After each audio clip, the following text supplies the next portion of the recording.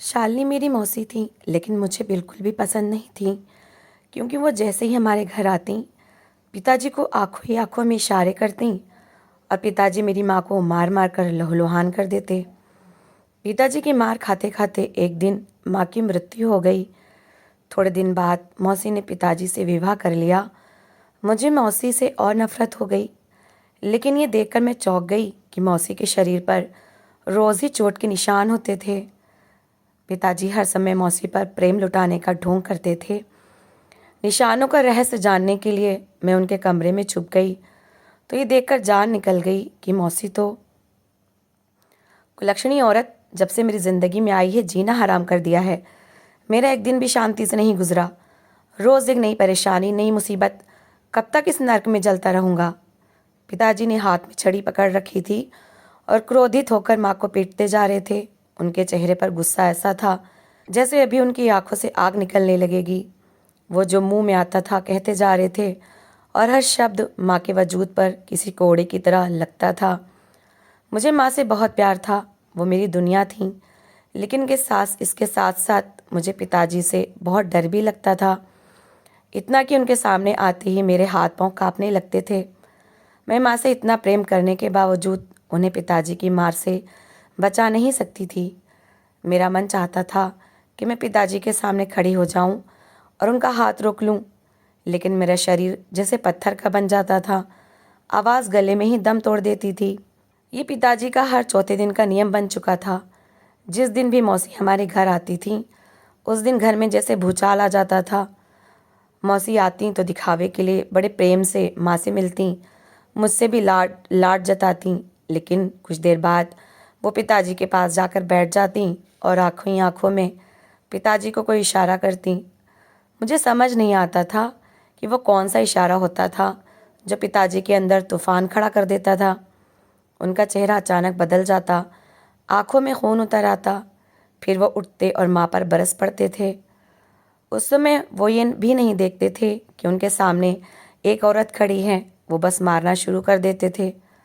माँ का पल्लू कभी एक तरफ गिरता, कभी वो खुद लड़खड़ाकर ज़मीन पर गिर जाती, लेकिन पिताजी का हाथ नहीं रुकता था। वो तब तक नहीं रुकते थे जब तक खुद थक नहीं जाते थे। और ऐसे वक्त में मौसी मेरे पास आ जाती थीं, मुझे गले से लगा लेती थीं, मेरे सिर पर हाथ फेरती थीं और हर संभव कोशिश करती थीं कि मैं पिताजी को माँ को मारते हुए ना देखूं। लेकिन ये संभव ही नहीं कहाँ था।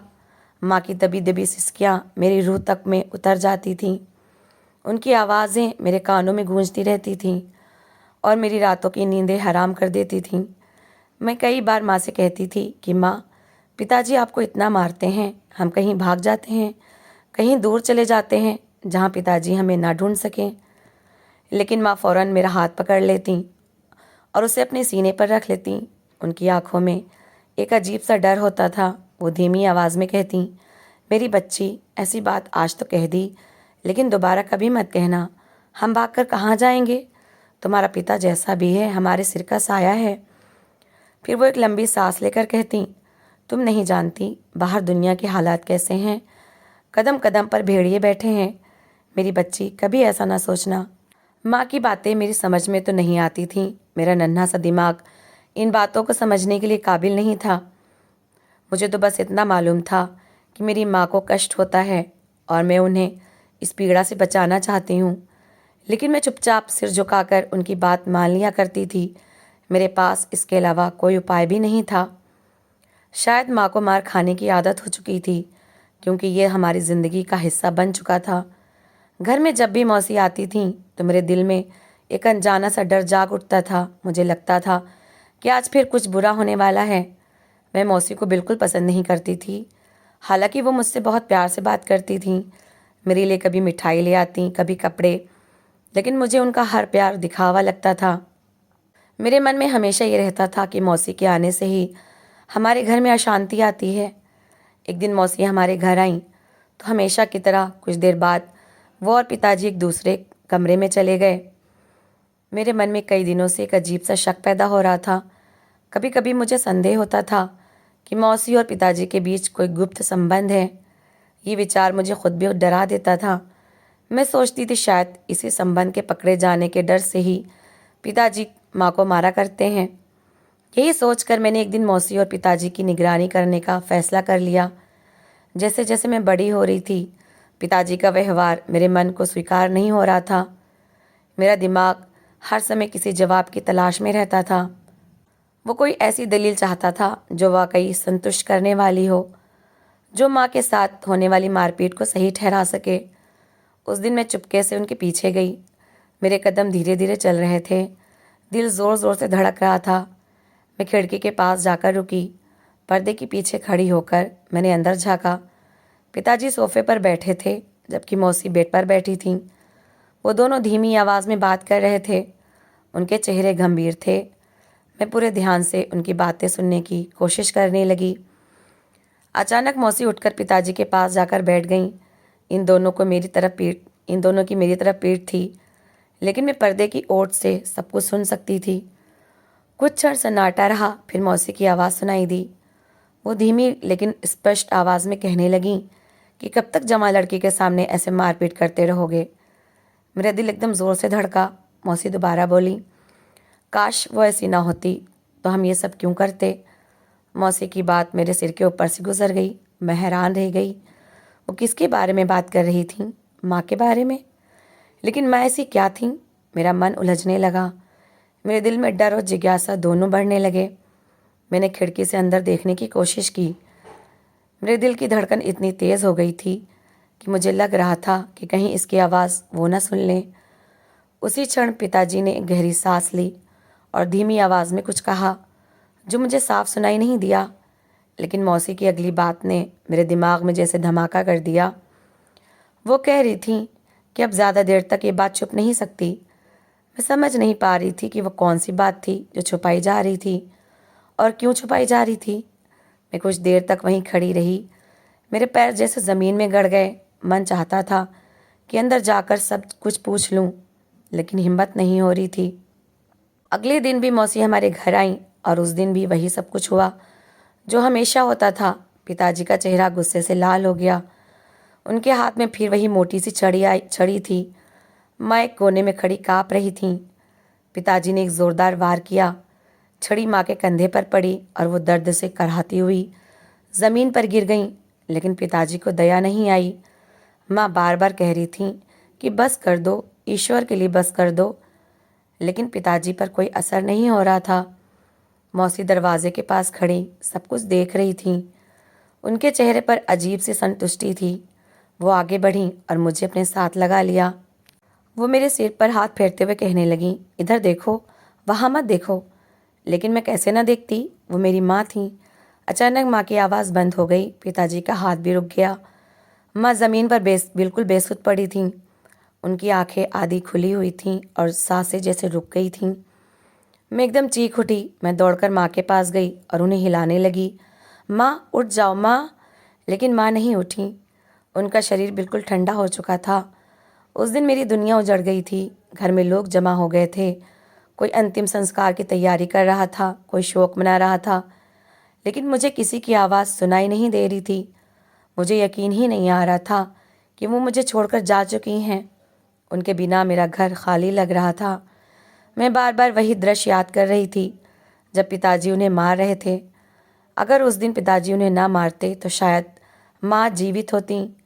ये विचार आते ही मेरे मन में पिताजी के लिए बहुत नफरत पैदा हो जाती। माँ के अंतिम संस्कार के बाद घर में अजीब सा सन्नाटा छा गया था।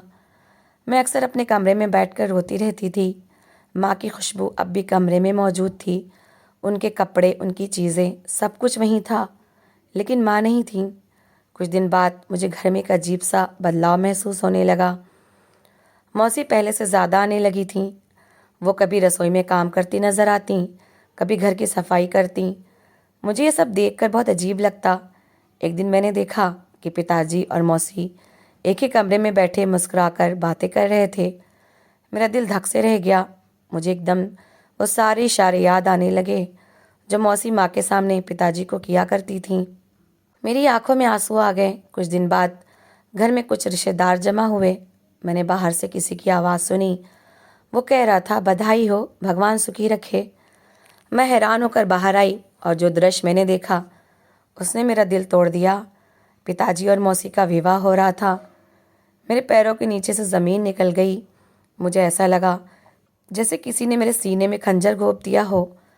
माँ को मरे अभी कुछ ही दिन तो हुए थे और पिताजी ने मौसी से विवाह कर लिया। मेरे मन में भारी क्रोध भर गया। मुझे वो सारे दिन याद आने लगे जब मौसी हमारे घर आती थी और आंखों ही आंखों में पिताजी को इशारे करती थी। क्या यह सब पहले से तय था? मौसी के लिए नफरत और भी बढ़ गई। विवाह के बाद मौसी इसी घर में रहने लगी।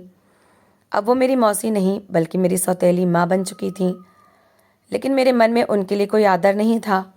मैं जब भी उनका चेहरा देखती तो मुझे माँ की आखिरी सांस याद आ जाती।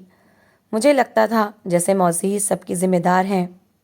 लेकिन कुछ दिन बाद मैंने एक अजीब चीज़ देखी। मौसी के हाथ पर नीले निशान थे।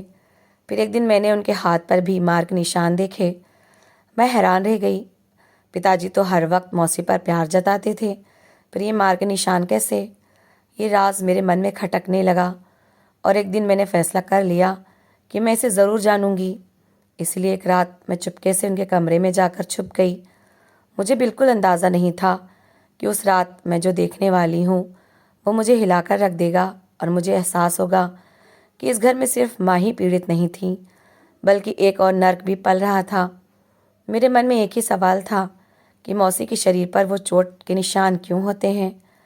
एक तरफ मेरे मन में उनके लिए नफ़रत थी क्योंकि मुझे लगता था कि मेरी माँ की मृत्यु की असल वजह वही है। दूसरी तरफ उनके शरीर पर पड़े हुए निशान मुझे हैरान भी करते थे। मुझे तो हमेशा यही लगता था कि पिताजी और मौसी के बीच कोई गुप्त संबंध था। इसलिए मौसी के आते ही पिताजी माँ पर टूट पड़ते थे। मुझे लगता था कि शायद मौसी जानबूझकर पिताजी को भड़काती थीं, माँ के खिलाफ उनके कान भरती थीं, उनके चरित्र पर शक पैदा करती थीं ताकि पिताजी माँ से नफरत करने लगें।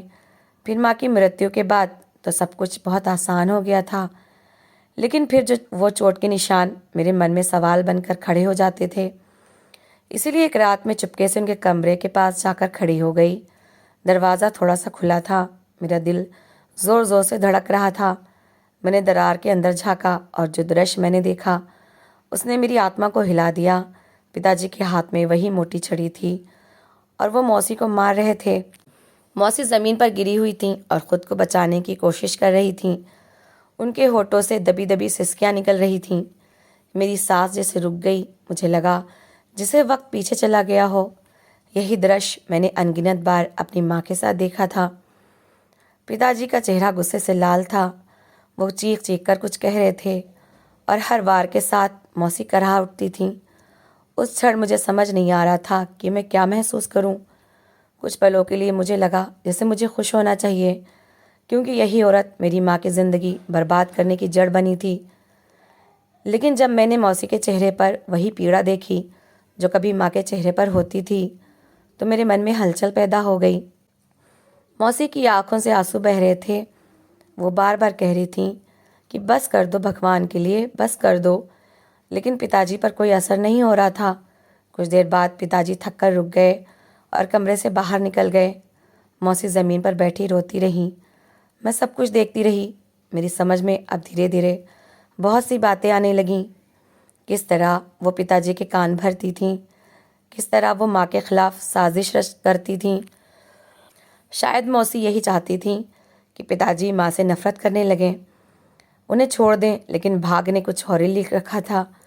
माँ मृत्यु के बाद चली गई और मौसी का रास्ता साफ हो गया। पर उन्होंने कभी ये नहीं सोचा था कि वही आदमी एक दिन उनकी ज़िंदगी को भी नर्क बना देगा। पिताजी को मारपीट की ऐसी बुरी आदत पड़ चुकी थी कि वो खुद को रोक ही नहीं सकते थे। पहले वो माँ को मारते थे और अब वो मौसी को मारते थे। उस रात मैं बहुत देर तक खामोश खड़ी रही। मौसी ने अपनी इच्छा के लिए एक घर उजाड़ दिया था। उन्होंने एक स्त्री पर झूठे लांछन लगाए थे। उन्होंने एक पत्नी को उसके पति की नज़रों में गिरा दिया था।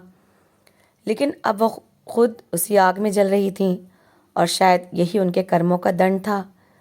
अगले दिन जब मैंने मौसी को देखा तो उनके चेहरे पर सूजन थी, हाथों पर नए निशान थे। लेकिन इस बार मेरे मन में सिर्फ नफ़रत नहीं थी बल्कि एक अजीब सा डर था, जैसे विधाता ने अपना न्याय खुद कर दिया हो। मौसी खामोशी से घर के काम कर रही थीं। उनकी आंखों में अजीब सी थकान थी। मुझे ऐसा लगा जैसे वो सब कुछ सह रही हैं। शायद वो जानती थीं कि ये सब उनके अपने किए का फल है। उस दिन मुझे पहली बार यह एहसास हुआ कि पाप कभी व्यर्थ नहीं जाता, वो किसी न किसी रूप में वापस ज़रूर आता है। और कभी कभी इंसान को अपनी ही लगाई हुई आग में जलना पड़ता है, क्योंकि इस घर में अब चीखें बदल गई थीं, लेकिन पीड़ा वही थी। अन्याय और साजिश का अंत कभी अच्छा नहीं होता। जो इंसान दूसरों के खिलाफ साजिश रचता है और किसी का घर बर्बाद करने की कोशिश करता है, वो वक्ती तौर पर तो सफल तो हो सकता है, लेकिन अंततः उसे अपने ही कर्मों का फल भुगतना पड़ता है। शालिनी ने अपनी बहन के खिलाफ पिताजी के कान भरे और घर में अविश्वास का वातावरण बनाया। उनकी इच्छा थी कि वो अपनी बहन की जगह ले लें, लेकिन जब उनकी इच्छा पूरी हो गई तो उन्हें शांति और सुख नहीं मिला, बल्कि वो खुद उसी अत्याचार का शिकार हो गईं जिसे वो कभी दूसरों पर करवाती थीं। क्रोध और हिंसा किसी समस्या का समाधान नहीं होते, बल्कि ये पूरे परिवार को नष्ट कर देते हैं। पिताजी की आदत ने एक निर्दोष स्त्री के प्राण ले लिए और बाद में उनकी अपनी नई पत्नी भी उसी का शिकार बनी रही। इसलिए इंसान को हमेशा न्याय, सत्य और धैर्य का मार्ग अपनाना चाहिए और किसी के खिलाफ असत्य और छल से बचना चाहिए, क्योंकि अंत में ईश्वर के न्याय में हर कर्म का फल अवश्य मिलता है। तो दोस्तों, इस कहानी को लेकर आपकी क्या राय है, कमेंट बॉक्स में ज़रूर बताएं। और अगर आपको हमारी आज की कहानी अच्छी लगी हो तो प्लीज़ लाइक ज़रूर करें। अगर आपने अभी तक हमारे चैनल को सब्सक्राइब नहीं किया तो ज़रूर कर लीजिए। तो मिलते हैं ऐसी ही एक और मोटिवेशनल कहानी के साथ। Thanks for watching. सॉरी दोस्तों, मेरी आवाज़ नहीं निकल रही थी, अभी भी बहुत मुश्किल से निकली है, बट मैंने कोशिश की है रिकॉर्डिंग करने की। हो सकता है प्लीज़ आप लोग इग्नोर कर दीजिएगा, जो मेरी आवाज़ थोड़ी निकल रही है, थोड़ी बंद हो रही है।